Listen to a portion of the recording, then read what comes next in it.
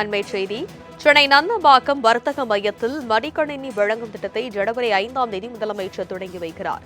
அண்மை செய்தியாக பார்க்கிறோம். மடிக்கணினி வழங்கும் திட்டத்தை ஜனவரி 5ஆம் தேதி முதலமைச்சர் மு.க.ஸ்டாலின் சென்னை நந்தம்பாக்கத்தில் தொடங்கி வைக்க இருப்பதாக தகவல் கிடைத்திருக்கிறது. திறன் வளர்ச்சிக்காக 10 லட்சம் மாணவர்களுக்கு மடிக்கணினி வழங்கப்பட உள்ளது எனவும் தெரிவிக்கப்பட்டிருக்கிறது. அண்மை செய்தியாக பார்க்கிறோம்.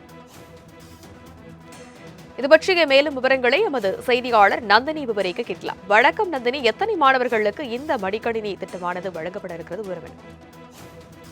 வணக்கம். கல்லூரி மாணவர்களுக்கு மடிக்கணினி வழங்கும் திட்டத்தை வரக்கூடிய ஜனவரி 5ஆம் தேதி தமிழ்நாடு முதலமைச்சர் தொடங்கி வைக்க இருப்பதாக அண்மை தகவல் என்பது தற்போது வெளியாகி இருக்கிறது. அந்த வகையில் கல்லூரி மாணவிகளுக்கு விலையில்லா மடிக்கணினி வழங்கும் திட்டத்தை வரும் 5ஆம் தேதி தமிழ்நாடு முதலமைச்சர் தொடங்கி வைக்க இருக்கிறார்.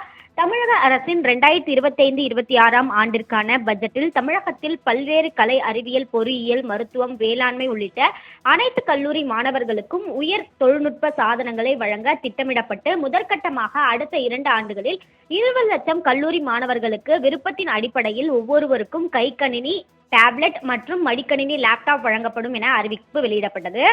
இதன்படி முதற்கட்டமாக 10 லட்சம் மடிக்கணினிகளை கொள்முதல் செய்ய HP, டெல், ஹேசர் ஆகிய 3 நிறுவனங்களுக்கு தமிழக அரசு ஆணை வழங்கியிருக்கிறது.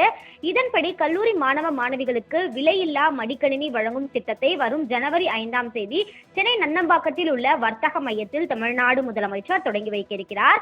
ஜனவரி, பிப்ரவரி மாதங்களில் 10 லட்சம் பேருக்கு மடிக்கணினி வழங்கும் பணியை முடிக்க திட்டமிடப்பட்டிருக்கிறது. அந்த வகையில்தான் ஏற்கனவே இந்த நிகழ்ச்சி கடந்த 19ஆம் தேதி நடத்த திட்டமிடப்பட்ட நிலையில் தற்காலிகமாக ஒத்திவைக்கப்பட்ட நிலையில்தான் தற்போது ஜனவரி 5ஆம் தேதி கல்லூரி மாணவர்களுக்கான மடிக்கணினி வழங்கும் திட்டத்தை தமிழ்நாடு முதலமைச்சர் தொடங்கி வைக்க உள்ளது குறிப்பிடத்தக்கது. விவரங்களுக்கு நன்றி நந்தினி.